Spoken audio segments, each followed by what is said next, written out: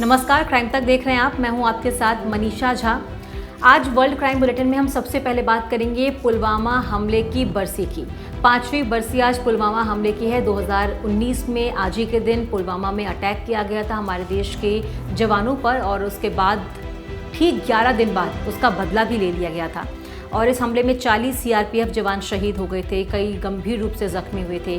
और जैश ए मोहम्मद के एक आतंकी ने विस्फोटक से लदे वाहन को सीआरपीएफ के जवानों की बस से टक्कर मार दी थी, और इसके बाद जोरदार धमाका हुआ था और जवानों के शरीर शत विशत होकर ज़मीन पर इधर उधर बिखर गए थे। और इसके कुछ ही दिनों बाद हालांकि बदला तो ले लिया गया, लेकिन आज 5वीं बरसी है और आज देश फिर से हमारे शहीद जवानों को याद कर रहा है। और अब अगली खबर अमेरिका से है, जहां फेडरल ट्रेड कमीशन यानी एफटीसी ने एक रिपोर्ट जारी की है। इस रिपोर्ट में चौंकाने वाला खुलासा हुआ है, जिसके मुताबिक अमेरिकी सबसे ज्यादा ठगे गए हैं। जी हां, पिछले साल अमेरिकियों को धोखाधड़ी के चलते 75,000 करोड़ रुपए का नुकसान हुआ, और ये एक नया रिकॉर्ड है, बड़ा रिकॉर्ड है।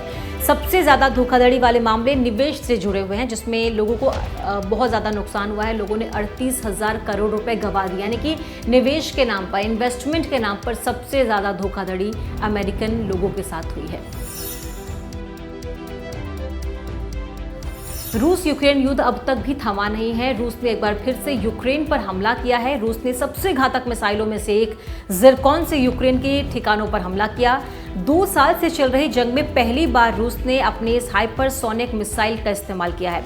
इस मिसाइल की गति सबसे ज्यादा इसे खतरनाक बनाती है, और कुछ महीनों पहले ही रूस ने इस मिसाइल का सफल परीक्षण भी किया था, जिसमें इस मिसाइल को एक जंगी जहाज से दागा जा रहा है। राष्ट्रपति व्लादिमीर पुतिन ने तब कहा था कि दुनिया की सबसे खतरनाक क्रूज मिसाइल है। ज़िरकॉन आवाज की गति से 9 गुना ज्यादा स्पीड में टारगेट की तरफ बढ़ता है, और इसी मिसाइल से रशिया ने एक बार फिर से यूक्रेन पर हमला किया है। अब बात करेंगे नीदरलैंड की। नीदरलैंड के पूर्व प्रधानमंत्री और उनकी पत्नी ने आखिरी सांस ली। इच्छा मृत्यु से उन्होंने अपनी जान दी है, यानी कि खुद अपनी मर्जी से उन्होंने मौत को चुना है। दरअसल पूर्व प्रधानमंत्री ड्राइस वेन एक और उनकी पत्नी लंबे वक्त से बीमार थे, और डॉक्टरों की मदद से ही, डॉक्टरों की निगरानी में ही उन्होंने आखिरी सांस ली। नीदरलैंड के कानूनी अधिकार संस्था के मुताबिक इन्हें बिल्कुल आसपास की कब्रों में दफना दिया गया।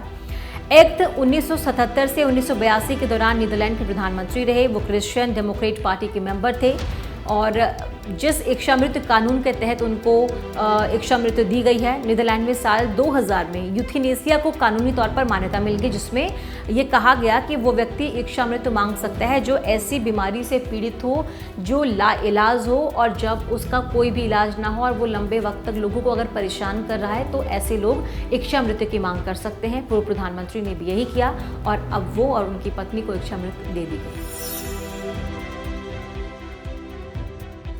टेस्ला के सीईओ एलन मस्क ने कहा है कि रशिया चाहकर भी, यानी कि पुतिन चाहकर भी यूक्रेन और रूस के युद्ध को अब रोक नहीं सकते हैं, वो इसे खत्म नहीं कर सकते। एलन मस्क के मुताबिक अगर वो ऐसा कुछ करने की कोशिश भी करते हैं तो उनकी हत्या कर दी जाएगी।